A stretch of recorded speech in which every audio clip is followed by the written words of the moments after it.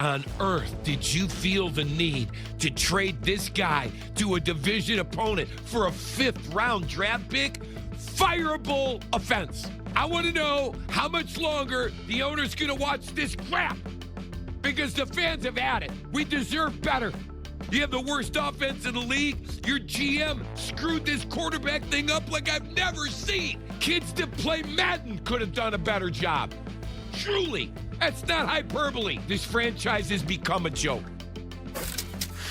As a guy that's been on local radio and television and all of that other stuff, it is not a good thing for an executive to have a radio host going off like that. I can tell you that right now.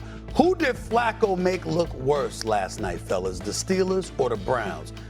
Cam, I'll start with you. I think it's the Browns. And why? Because you ship a player off because in some way, shape, form, you think he's not capable anymore to produce for you more than what his trade value or giving him away looks like to be. Now, when you see yesterday or when you see last night kind of coming to fruition, another question that is posed is, Aaron Rodgers threw an ugly interception, trying to do what? Get the ball to DK Metcalf, right? When DK Metcalf's stat line is so vanilla, it's so like, when are we gonna have multiple games where it's like, okay, DK's getting it, and he's definitely coming to his own? It's so frustrating when you see a guy, because you know he works hard, you know he is capable of being way more than what he's producing. That's the biggest red flag to me as the Steelers try to ascend to going to the playoffs. How will DK take his role and expand his role? Because understand this also, Stephen and RC, he's replacing a George Pickens. George Pickens now is in Dallas. Going crazy. Boom! And you gave that up to Nessa say, this is better than that, and we trade that off? Come on. These are things. Here's the thing. Here's why it's the Steelers, because the Browns been bad. You know, it is not making the Browns look bad. Flacco was actually bad with the Browns. Yeah. Flacco had 4 interceptions. 2 touchdowns, 6 interceptions on 58% completion in his 4 games with the Exactly, yeah. 4 in the first 3 games, 2 in the last. Like, Flacco was playing like Jake Browning was playing in Cincinnati. The one game that Flacco did play well for 290 yards, even though he had 2 picks, was the Cincinnati Bengals. And that's why when you're Zach Taylor and you're sitting on the sideline, you're like, oh, I might be able to work with this guy. But the Cleveland Browns did what the Cleveland Browns were supposed to do outside of sending Joe Flacco to the Cincinnati Bengals, because now you got to see him again. What this shows me is that the Pittsburgh Steelers weren't prepared for the obvious thing. The one thing that Joe Flacco has the ability to do is push the football downfield.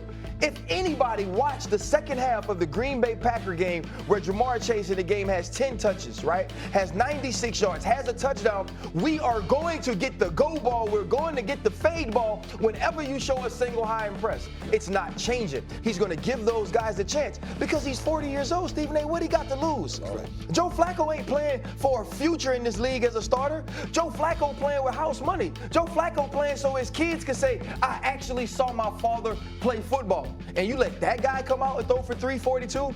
This is about the Steelers. This is about being unprepared. This is about not rising up in the right moments. And I do love what Jalen Ramsey said after the game. They asked him about the calls. He said, when you're playing against elite talent, you don't get those calls. He said, bleep those calls. You got to show up when it's your time, and they didn't. Listen, I'll say this too, and I agree with RC. And here's another reason I agree with RC.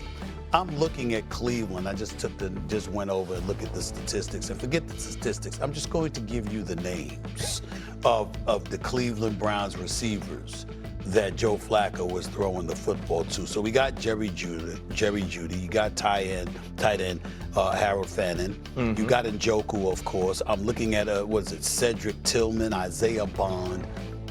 I don't hear anybody that's in the same stratosphere as a Jamar Chase or a T. Higgins. That might have something to do with how Joe Flacco is looking. So I'm only saying this for the purposes of the radio host in Cleveland, who I think is doing an outstanding job. I mean, that's good radio right there. The flip side to it, however, is that if you are Andrew Berry, you don't have those weapons. So it's not just about Joe Flacco throwing the ball, it's about who he's throwing it to. He didn't have in Cleveland what he has in Cincinnati. And that's your issue. But and I'm not a GM, But if I was the GM in Cleveland, I would have traded him outside the conference if I could. no, I would have went after A.J. Brown.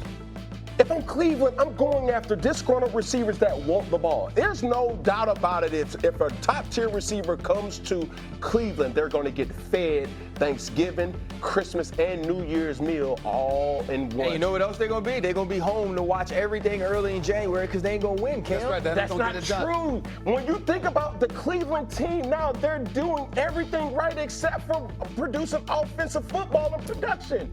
So when I'm saying you got a defense that's well and capable, you don't got to do much. We just need a receiver that can at least be comfortable with saying, at my average day, I can give you 80 yards receiving. Man, we're going to flood you at least 8 to 10 times a game. That's minimalistic. Jerry Jeudy is now fizzling out to the degree where we know who he is now. He had plenty of opportunity. He's coming off the best Cam, year so last year. My question for you is this, Cam. As a player that was an MVP, Yep. would you rather be in a spot where you can individually achieve, have success, have statistics, and lose? Or would you want to be someone that contributes to a team that can win a Super Bowl? And I'm glad you asked that. When you're talking about individual play, this is how I take care of my family. Team success don't take care of my family. So if I'm thinking about it from a personal standpoint, of course we want the best of both worlds. But if you're asking me what gives you extinctions, what gives you top tier money, what gives you certain things, there's more players that have rings, championships, and things that are struggling rather than quote unquote bust that has had money and they're doing right by their money. It's interesting that you say that because I feel differently. I agree with you when it comes to the NFL. I think sports like baseball and basketball are a bit different because the dollars are guaranteed. And if you show what you got, they'll invest in you individually before team success ever arrives. Right. You see what I'm saying? So they paying you, and I don't think you have an excuse. Are you saying that in basketball and baseball, Steve? I say in basketball Okay, and baseball. gotcha. I say you don't have an excuse to have that attitude because I know how people gonna get when he says something like that. And I'm saying to you, I agree with you. Yeah. Because my whole point is when it comes to football, the sport itself can literally come to you and say, you know what, we need you to take a pay cut. We need to restructure your deal. Or we gonna flat out cut you. You see what I'm saying? And that's why that individuality that somebody would knock you for in football, I don't think it's fair to y'all because of that reality. The other piece of it is too, though, it's not baseball, it's not basketball where your individual statistics are solely reliant on you. Yeah. Right? Like LeBron James could go out with Deladova and go out with Tristan and he gonna still get his money. Right? You're gonna get max money even if your team isn't good because that's the way it's structured. If I go out and I pitch and I'm a guy with a low ERA, but my bats ain't winning for me, I'ma still get that money.